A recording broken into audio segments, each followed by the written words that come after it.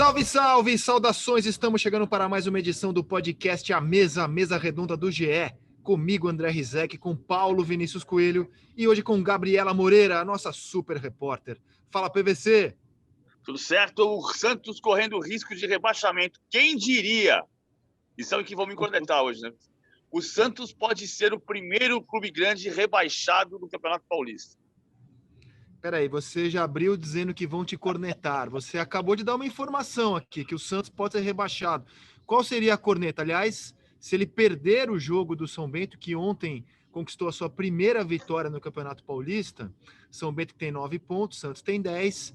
Se o São Bento derrotar o Santos na Vila Belmiro nesse domingo, Santos rebaixado para a segunda divisão. Qual é a corneta, PVC? A velha discussão sobre a campanha do São Paulo no Campeonato Paulista de 90, em que ele foi jogado para o Grupo B de 91, mas o Campeonato de 90 tinha no regulamento uma frase taxativa que dizia não haverá descenso. E também dizia que o Campeonato de 91 seria disputado na primeira divisão por 28 clubes, em 2 grupos distintos. Não falava que um ia cruzar com o outro necessariamente, mas dizia que haveria a primeira divisão com 28 clubes. E o texto não haverá descenso. Portanto, São Paulo não caiu em 90, embora fosse parte de uma estratégia e até de um golpe do ex-presidente da Federação Paulista, Eduardo José Fará. Começamos bem aqui. O PVC quer falar do rebaixamento de 90 no Campeonato Paulista. Será que a Gabriela Moreira quer, a Gabi quer tocar fogo no parquinho e vai querer falar de Taça da Bolinhas aqui na abertura, Gabi? Bem-vinda ao nosso podcast à mesa. Bom dia, boa tarde, boa noite para todo mundo que está ouvindo. Um prazer estar com vocês aqui, Rizek, PVC. Taça das Bolinhas, não vou entrar nessa polêmica não, Rizek. O jogo de ontem foi espetacular. Muito se especulava que Palmeiras e Santos, que haviam jogado 2 dias antes pela Libertadores, poderiam colocar... Se especulava, não. O próprio Abel Ferreira disse que ia escalar um time sub-17 ou um time sub-20. Os times foram escalados... eu não vou dizer com força máxima, mas com o que as equipes tinham de melhor. E foi um jogo espetacular. Paulo Vinícius Coelho comentou a partida no Sport TV. Que clássico, PVC. Que jogaço nessa quinta-feira. O Palmeiras jogou só com um titular igual à terça-feira, né? Pela segunda vez em 3 semanas, o Palmeiras jogou no intervalo inferior a 48 horas.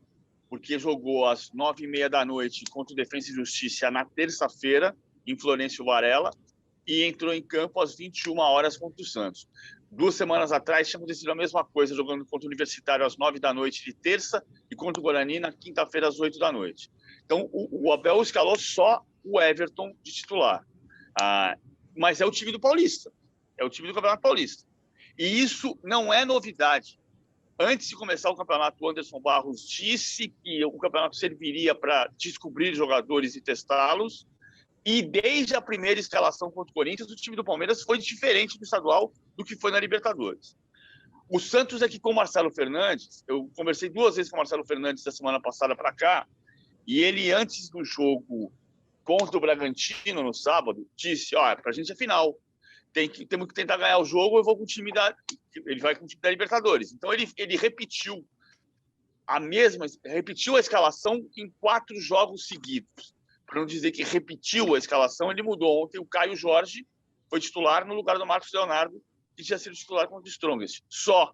Mas ele, com o Ariel Holan, era muito claro. Ele tinha um time de garotos no estadual e um time mais pró na Libertadores.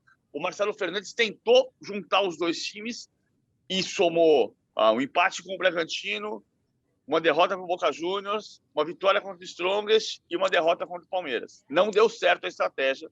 E o Santos... Agora, os 2 podiam morrer abraçados até os 34 do segundo tempo. Porque com 2-2, o Palmeiras estaria virtualmente eliminado e o Santos estaria numa situação parecida com o que está. Com o gol do Lucas Esteves, o Santos ficou pior, porque o Santos pode ser rebaixado se perder para o São Bento em casa. Agora, o Santos vai encarar o Boca na próxima terça, né? Um jogo absolutamente decisivo para as pretensões do clube na Libertadores. Eu não vejo alternativa. Eu acho que o Santos não vai cair, tá? Porque o time do São Bento é muito mais fraco que o Santos. Teve ontem a sua surpreendente, inclusive, primeira vitória na competição.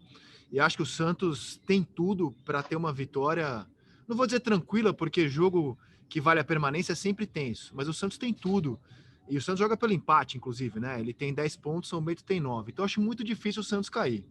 Mas é um risco, evidentemente, e o time tem um jogo na terça-feira.